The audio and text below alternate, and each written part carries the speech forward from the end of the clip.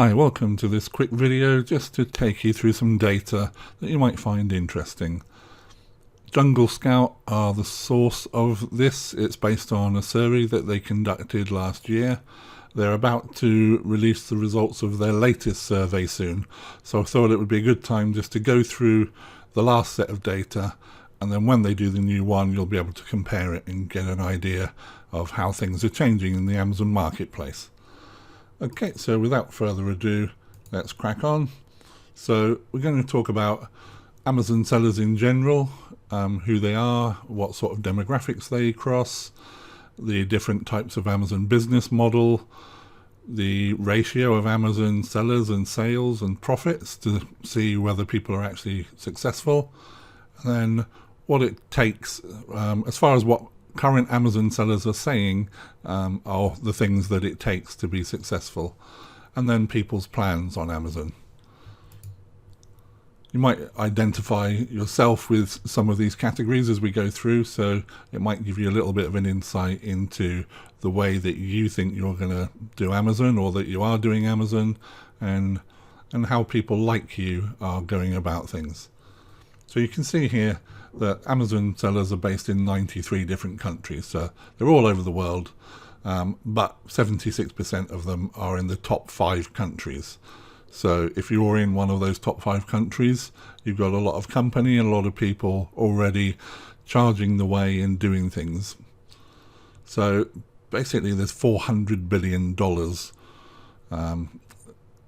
spent by people selling in the USA, and 133 billion in the rest of the world. So what type of things are people doing at the moment? Is it a full-time thing? Is it a part-time gig? Do they have jobs? You can see here the distribution on here. There are a lot of people that do Amazon that are also employed full-time. So for a lot of people it's a side hustle.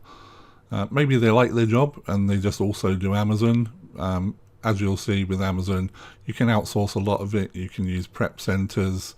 You don't have to have all your time and all of your space in your home used to do this. So you can see there are retired people, there are students, there are some people, 21%, who are only selling on Amazon. You'll find a lot of Amazon sellers also do eBay for various reasons, especially just to mitigate any sort of adverse impact of Amazon shutting you down or freezing your account for any period of time. So you'll find it's quite popular for people that have got some experience in selling in Amazon or eBay to also cross over and be doing the sales on the other platform too. So what do people sell? Home and kitchen's the biggest categories, followed by toys and games, sports and outdoors, beauty and personal care, and as you go down you'll see the percentages get smaller and smaller, but actually there are a lot of people selling in a lot of categories, and when you start out selling on Amazon you probably will just pick a few categories. But this should give you a little bit of inspiration that it's worth branching out and looking into some others as well. The Amazon business model. I've talked about these before, we'll just go through them quickly. The basic ways that people split out how they use Amazon are either private labeling, create their own product, have their own brand and sell that on Amazon, or white label an existing product and just put their own brand on it, or they wholesale, buying straight from a brand or a big distributor in volume and shipping those to Amazon. Then there's what I tend to do most of, which is retail arbitrage and online arbitrage. So out there buying things in stores off clearance shelves or during sales, or even just some stores have really good prices on something that you can't beat anywhere else and sell well on Amazon. Then you've got drop shipping, which again, there's several forms of drop shipping. The most common one is to find a supplier, maybe not even in the same country, and have them ship straight to Amazon or straight to the customer. And then there's a more recent thing on Amazon where they have a special section now for handmade. A little bit like Etsy, but for Amazon. So what's the most profitable? According to Jungle Scout stats, the handmade items were the most profitable. Obviously, if you can customize something or make it bespoke, then it has some extra intrinsic value. And then next was white labeling and private labeling.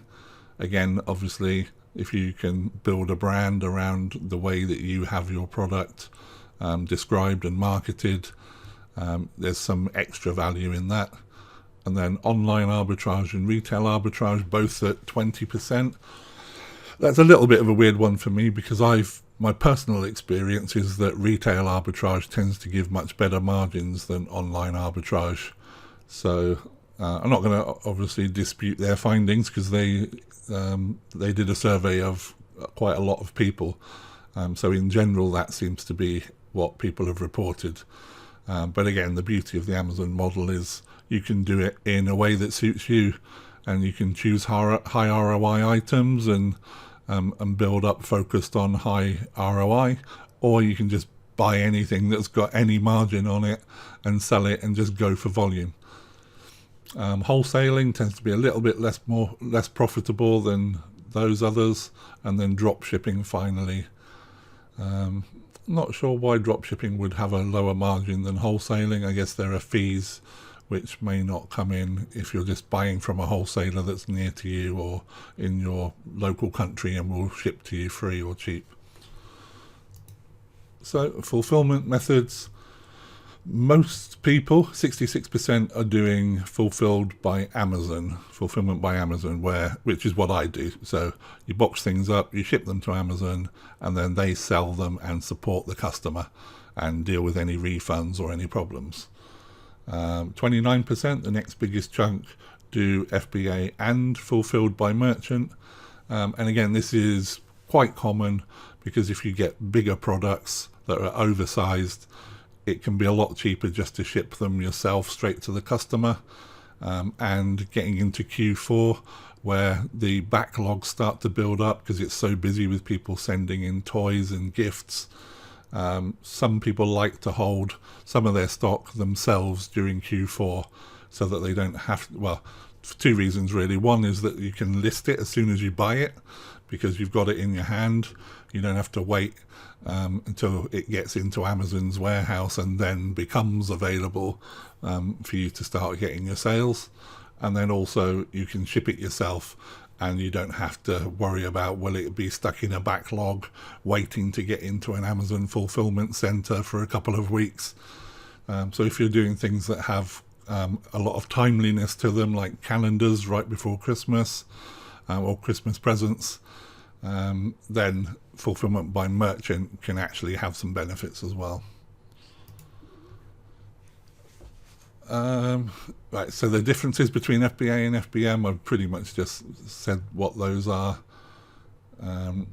Yeah, so FBM is faster and cheaper, but you have all the admin overhead. FBA, you get the costs of Amazon taking care of a lot of things for you, but it's a very lightweight model.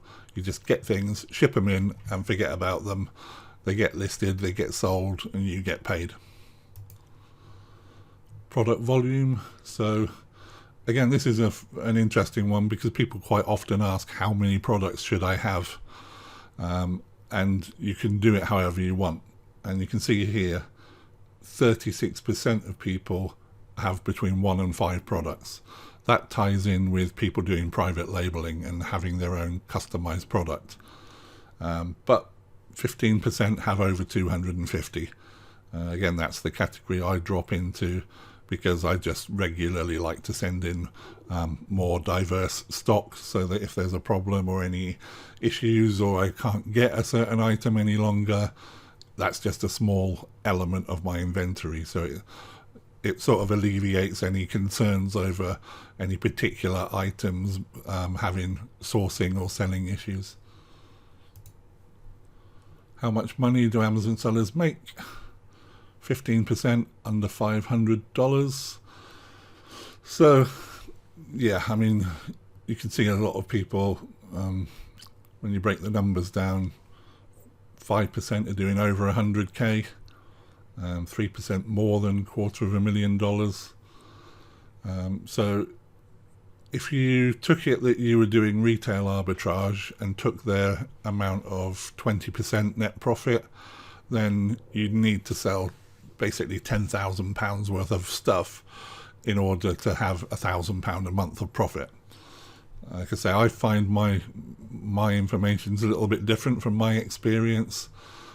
So for 10,000 of sales, I'd expect more like 2.5 grand in profit. But again, depends how you do this model. But that's just to give you a flavour of what people are making and whether it's the sort of thing that you can see yourself dropping into one of those zones or not. Lifetime Amazon sales to date, more than half of sellers have reached lifetime sales of over 100k. And again, here lifetime could mean 1 year or 10 years. You can't really tell from this data. But you can see, yeah, fair percentage of people have made over $1 million. And it might sound quite a lot. I mean, if you look at 21% made $100,000 to $500,000, and you think, well, that sounds like an amazing amount. But actually, once you get started with this and you're regularly sending things in, these numbers build up. You can be doing 10, 20, 30k a month in sales just from your home in part-time hours. So the numbers can build up. Profit margins, the higher the margin, the better, obviously. And the margins are really skewed early on when you start. You can start with basically nothing, selling things from around your house, or like I did, going to charity shops, buying second-hand books, and you can start without spending much at all. What a lot of people tend to do is, rather than spend the time to learn properly how to source things, how to ship them, and just sort of take early steps and build up their knowledge, they like to jump in a bit faster and buy some tools, buy some software, pay for some services. So depending on whether you've got any money to start out with, that may be more or less valid for you. If you've got 5k to start with and you think, well, I'll put $1,000 aside to pay for software and services to make sure that I can track things, and I've got a good source of new deals coming in all the time, so I'm never short of something to buy, and then I'll spend the rest on stock, that could work quite nicely. If you're starting out with anywhere from nothing to a few $100s, then paying $30 or $50 or $60 for one particular tool might not make so much sense in the early days. So it's one of those things, it's different for everyone. And you can see here basically the information about the profit margins people had. So lifetime profits to date, again, 6% of sellers are millionaires from their Amazon business alone. So that's enough to tell you that if you really go for it, you can do very well. So you can start selling on Amazon with any budget. Most people start small, even if they have a larger budget, because the early days are where you make most of your mistakes.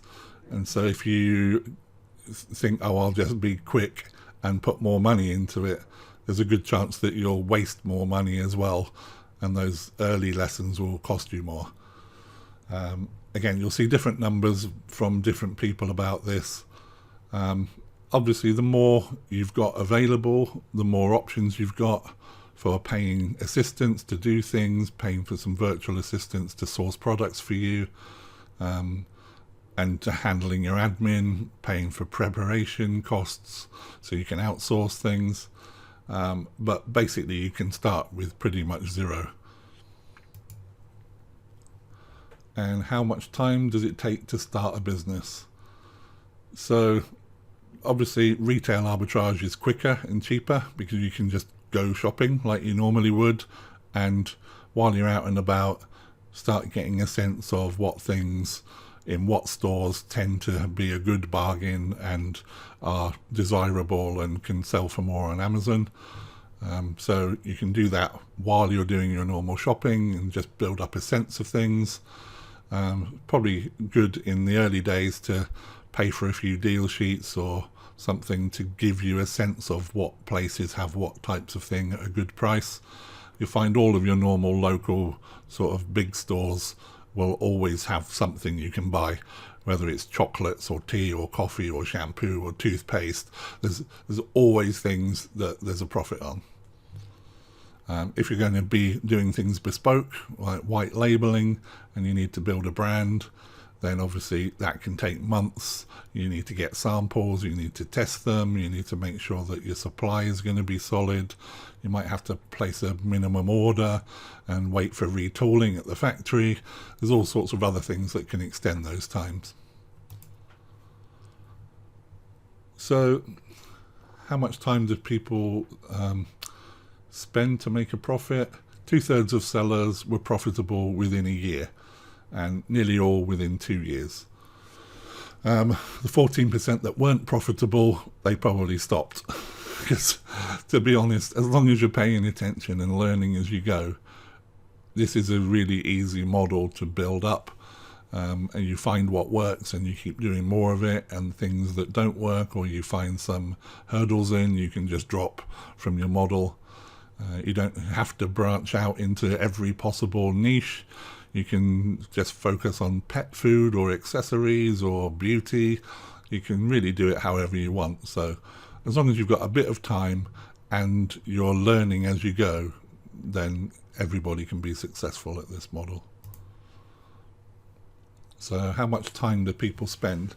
Again, this is completely flexible. It does depend in somewhat on whether you've got any budget, whether you want to outsource everything to a prep center and not need to be in your business. I know people like Thomas Parkinson, who runs the Fast Track FBA service. He hires VAs for other people, and he's got a bunch of VAs for his own. He's got a buying manager, he's got a sourcing manager, so he can be traveling and not have to be the one buying or shipping or sourcing. And there are plenty of other people who do things like this remotely. I'm not really like that. I like doing this stuff. I find it interesting and motivating. I only do it part-time, so when I started I was just evenings and weekends going shopping with a girlfriend and then boxing things up once a week to send into Amazon. Now I've got someone who does the preparation for me, so I only spend my time on sourcing. And you can do it however you want. You could, if you've got the money for tools and for outsourcing things, then you literally could do the Tim Ferriss 4-hour week, and you could run a successful Amazon business like that by having other people spend their time. But if you've got lots of time and not a lot of money, then you can completely do everything yourself as well. Why people got started on Amazon? Again, you may drop into one or more of these categories to earn a bit of money on top of your existing job. Maybe you've got a goal, a nice holiday, or something you've always wanted to buy that your current finances don't allow you to save up for. So there are lots of reasons why people do this, and there are lots of ways you can do it. I mean, I like my job. I'm not trying to get rid of my job. I just also like doing other things, and I get inspired by doing something extra and seeing results and scaling things. I've always had my own businesses, even when working for other people. So for me, it's not the normal thing where I hate my job and this is my way out. But for some people, that's exactly what it is. Seller plans and goals. So this was what people's goals were for 2020. And as I mentioned, Jungle Scout are about to do a new series of these surveys, and so in the coming months there'll be a whole set of updates for this that were based around what people did in 2020 and what their plans are for 2021. So you can see a lot of people wanted to expand their existing brand line with new products. So yeah, most of these are focused on expanding their business, selling on other channels or other platforms, investing in tools and solutions, maybe spending money on pay-per-click, launching their own e-commerce store. Again, you'll find once you really get into this, there are reasons why you might want your own e-commerce store. Fundamentally, if you branch out into wholesaling, you'll find a lot of wholesalers want to see that you're running the shape of business that they recognize, that you've got your own website and maybe your own facility. Some of them don't want just online sellers. So you'll find that depending on your model, some of these things will make more or less sense. If you're completely based on Amazon, you probably will have this undercurrent concern of Amazon can turn your business off at any point. And so you'll probably look to branch out either to have your own e-commerce store or to sell on eBay or other platforms as well, just to mitigate that risk and concern, which is a very common one to have if you put all your eggs in the Amazon basket. So success factors. Again, people have their own opinions about this, and depending on what you already have as your experience and knowledge, some of them will make more sense than others. If you've already done a lot of e-commerce, then you'll probably think that that was really useful. So the biggest thing is time, having the time to commit to the business. And I'd say in the early days, that time is probably more focused on learning. So say 60% learning, 40% action. And then as you start to get some knowledge and experience and get some tools and be part of some communities, you'll find that that shift will change, and you'll start to focus on what the different niches are, whether you want to use pay-per-click or not, whether you want other people to do things in your business. And so yeah, the focus that you have will shift over time. So that's a quick summary of the data. You can see this data for yourself, the URLs there, and this was at the end of 2019 and presented in 2020. And yeah, as I mentioned, Jungle Scout are just leading up to releasing their next purge of this similar type of data. How I've presented it to you isn't necessarily how they present it. I've just summarized a lot of it to give you a quick intro to it. So hopefully you find that useful, and you can keep an eye out now for Jungle Scout to release the new ones. Okay, till next time, thanks for your attention. Bye.